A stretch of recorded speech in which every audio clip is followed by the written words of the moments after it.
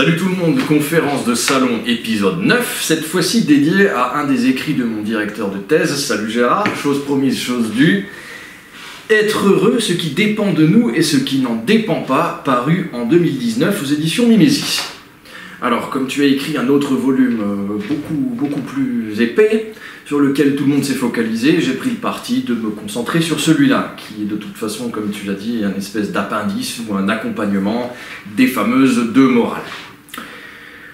Donc, ta mise en exergue commence de la manière suivante, je cite, « Notre instinct nous fait sentir qu'il faut chercher notre bonheur hors de nous ».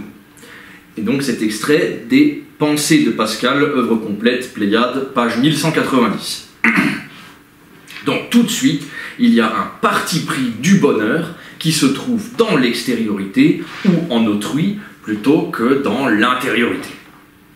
Cela fait écho à Kierkegaard et à son aveu d'impuissance à travers le bonheur dans l'intériorité, chose qu'il a tenté mais où il a bien dû admettre que ça ne fonctionnait pas. Je cite, « Hélas, la porte du bonheur ne s'ouvre pas vers l'intérieur, et il ne sert donc à rien de s'élancer contre elle pour la forcer, elle s'ouvre vers l'extérieur, il n'y a rien à faire. » Donc vous trouvez ça dans les œuvres complètes de Søren Kierkegaard, ou bien Diabsalmata. Alors, Gérard Bensusan commence en disant que, je cite, « Le bonheur n'est pas une idée neuve, mais une préoccupation typique de l'homme.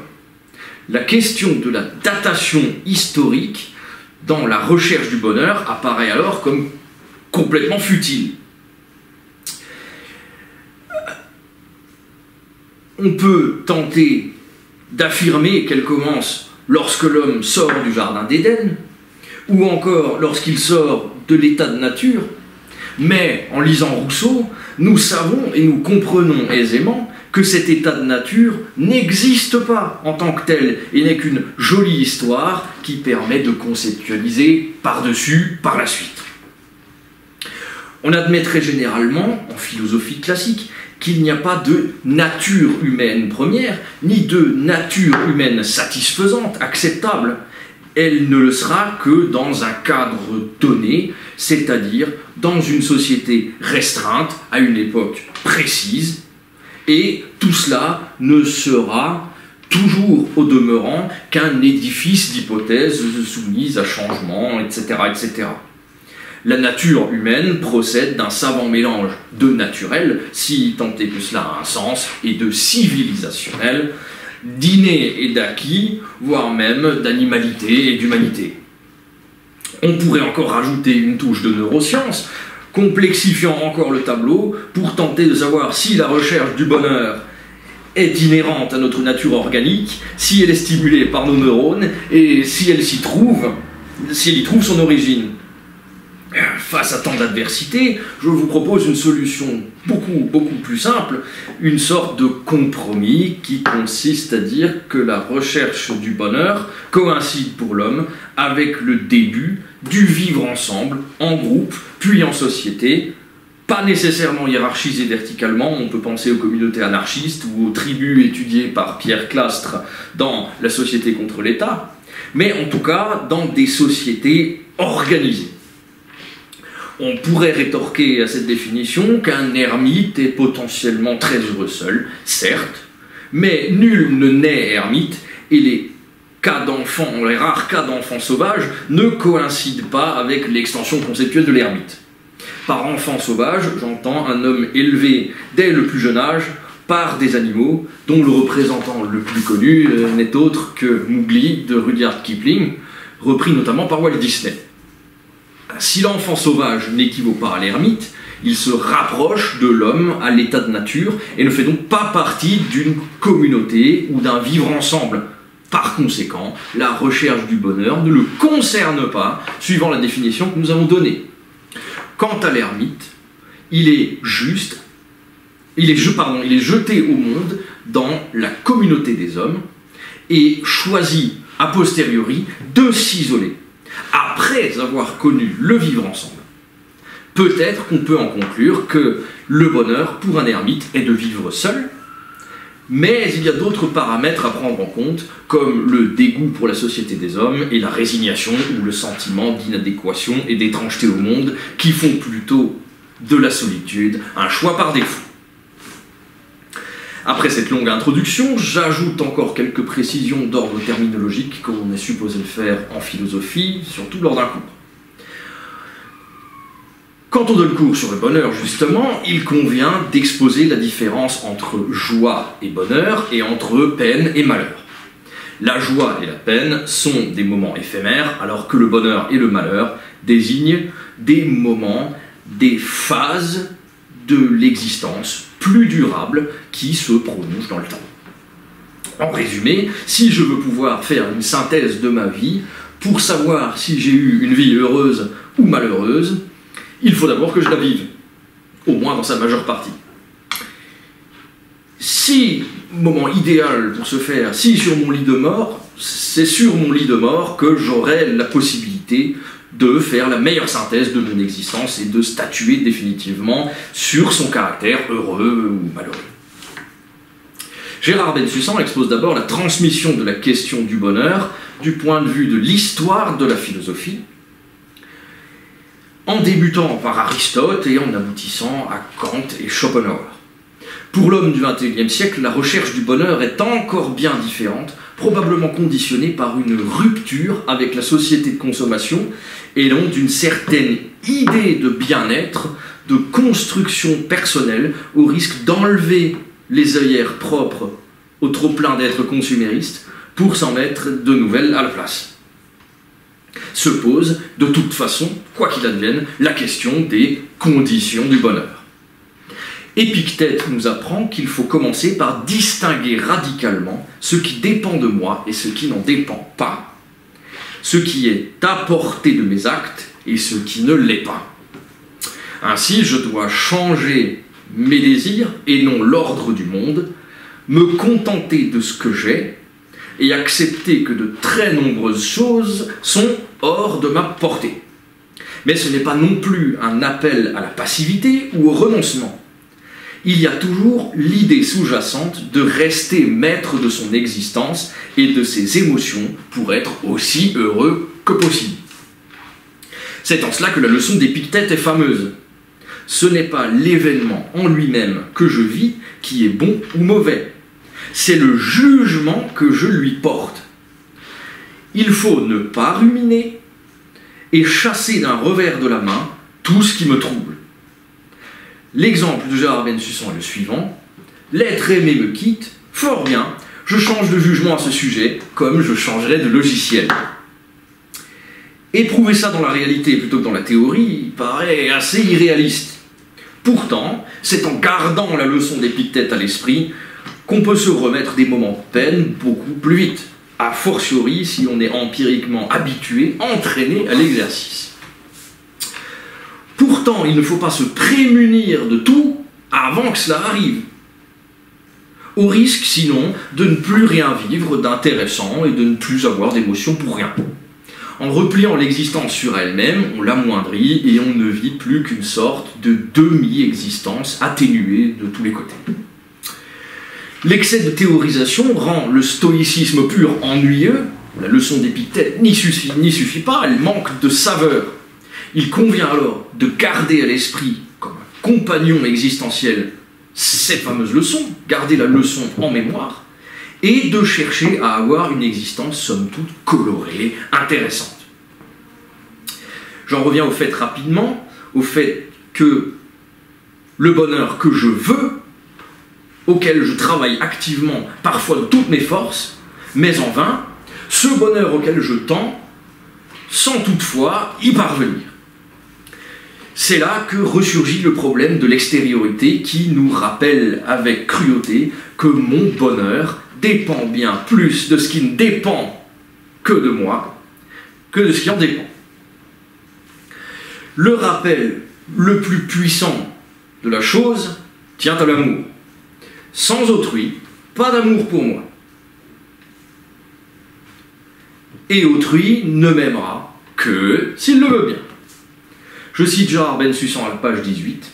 Tout ce qui m'arrive, ou à peu près, et qui, de toute évidence, ne dépend pas de moi, forme donc une masse d'altérité dont dépend ma possibilité destinale d'être heureux. » Fin de citation. Nier toute cette masse, cette somme d'altérité quotidienne sous forme d'événements d'intensité variable, n'est tout simplement pas possible. Le moi solipsiste n'existe pas ou ne tient pas dans la durée.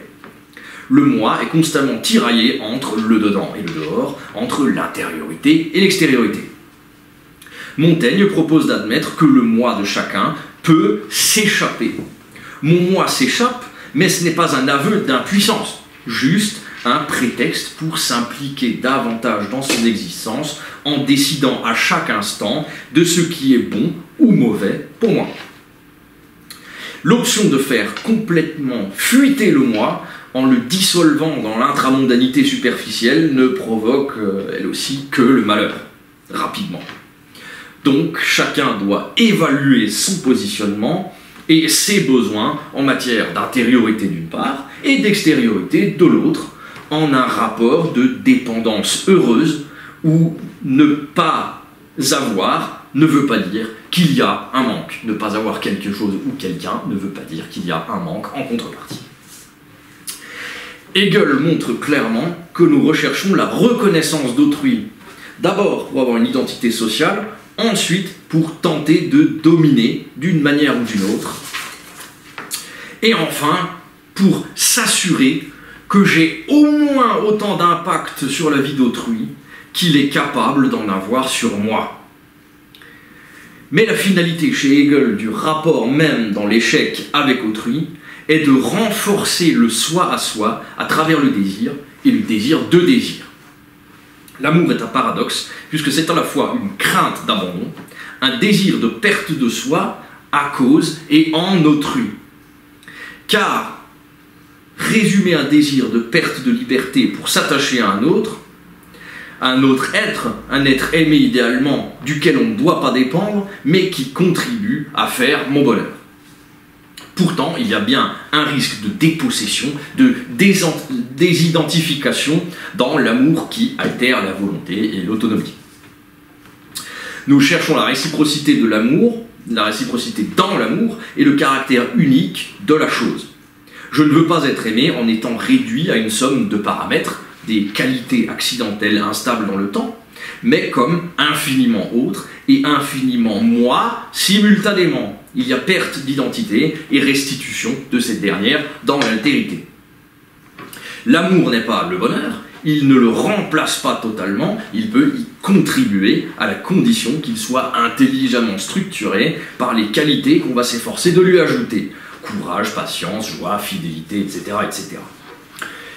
Mais l'amour est aussi inquiétude, puisque je remets mon destin entre les mains d'un être aimé qui m'est infiniment autre. Je reviens plus généralement sur cette notion de bonheur. Il ne doit pas être confondu, le bonheur, avec le simple bien-être qui lui est subordonné. Le bien-être est une préparation au bonheur.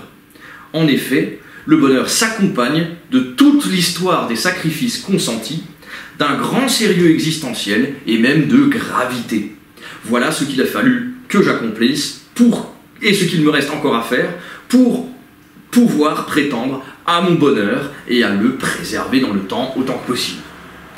Chacun attend du bonheur un « aime-moi » comme chez Rosenzweig ou un « viens à moi » comme chez Derrida, mais sans aucune garantie du quand, du qui ou du comment. Nous attendons non pas passivement, mais dévorés d'affects insécurisants sur lesquels la raison et l'intelligence n'ont pas toujours prise. Il y a lutte et incertitude. L'espérance, si elle est plus intelligemment construite que comme une simple croyance aveugle que notre moment viendra ou que la roue tourne, peut devenir une modalité de construction du bonheur dans le temps. Seulement le temps peut impliquer une déprise. Malheureusement, le temps peut impliquer une déprise, un renoncement ou une échappée. Le bonheur a une dimension illusoire parce qu'il se rapporte à l'altérité et à l'imprévisibilité dans le temps. Ainsi, même si je pense avoir l'initiative et agir en vue d'eux, je n'ai jamais de garantie. Le bonheur n'a aucune autre fin ni visée que lui-même. Il se rattache à des objets et à des êtres aimés, mais ne se limite pas à eux. Le bonheur excède l'identité de l'objet convoité ou aimé. Il ne devient pas cet objet. Quant à l'amour, il a un fort potentiel illusoire, mais il faut courir le risque. Courir le risque de l'illusion sans désespérer pour se voir éventuellement couronné de succès. Une vie vraie ne dépend pas que de moi, mais aussi et peut-être surtout de l'extériorité. Une vie réussie ne se limite pas aux 4 planches d'un solipsisme radicalisant et rationalisant. La philosophie doit réhabiliter dans la morale du bonheur l'espérance et la crainte sans immédiatement les concevoir négativement, mais comme une partie prenante du processus d'une vie pleinement assumée.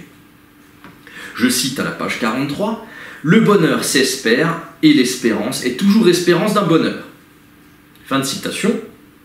Il y a sans cesse une tension entre espoir, crainte, attente, accomplissement, échec, déception, et tout cela inscrit dans le temps. Le philosophe, quant à lui, peut imiter le geste de Diogène et s'entraîner comme il le peut à ne rien recevoir de personne, mais il risque lui aussi de borner son existence. L'extériorité est en fait un support pour penser plus que ce que la simple intériorité aurait pu présumer de sa propre force. Le spectre de la déception et du malheur plane certes toujours, mais il ne va pas toujours triompher, il ne va pas toujours vaincre le bonheur ou la réussite. Ainsi, le bonheur peut-il advenir dans l'intériorité de façon inespérée, mais elle le fera toujours grâce à l'extériorité, c'est-à-dire de façon en fait tant espérée, sans pour autant connaître au préalable l'objet ou l'être aimé du bonheur à venir. Je vous remercie, salut Gérard.